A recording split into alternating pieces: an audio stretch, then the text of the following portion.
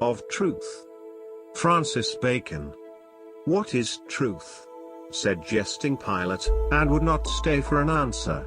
Certainly the bee, that delight in giddiness, and count it a bondage to fix a belief, affecting free will in thinking, as well as in acting.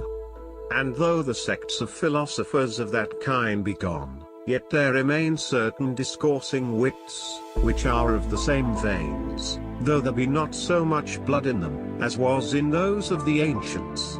But it is not only the difficulty and labor, which men take in finding out of truth, nor again, that when it is found, it imposeth upon men's thoughts, that doth bring lies in favor, but a natural though corrupt love, of the lie itself. One of the later school of the Grecians, examineth the matter, and is at a stand, to think what should be in it, that men should love lies, where neither they make for pleasure, as with poets, nor for advantage, as with the merchant, but for the lie's sake. But I cannot tell, this same truth, is a naked, and open daylight, that doth not show the masks, and mummeries, and triumphs, of the world, half so stately and daintily as candle lights. Truth may perhaps come to the price of a pearl, that showeth best by day, but it will not rise to the price of a diamond, or carbuncle, that showeth best in varied lights. A mixture of a lie doth ever add pleasure. Doth any man doubt, that if there were taken out of men's minds, vain opinions, flattering hopes, false valuations, imaginations as one would, and the like, but it would leave the minds of a number of men poor shrunken things, full of melancholy and indisposition, and unpleasing to themselves? One of the fathers, in great severity, called poesy vinum doemonum, because it filleth the imagination, and yet, it is but with the shadow of a lie. But it is not the lie that passeth through the mind, but the lie that sinketh in, and settleth in it, that doth the hurt, such as we spake of before.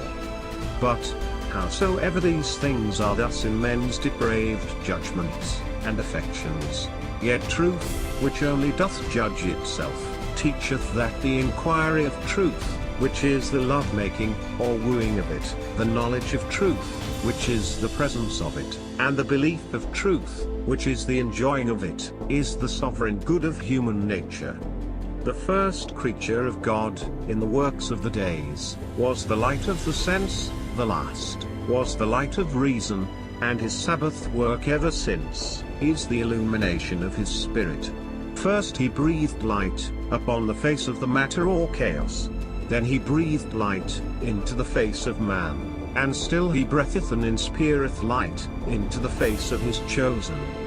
The poet, that beautified the sect, that was otherwise inferior to the rest, saith yet excellently well, it is a pleasure, to stand upon the shore, and to see ships tossed upon the sea.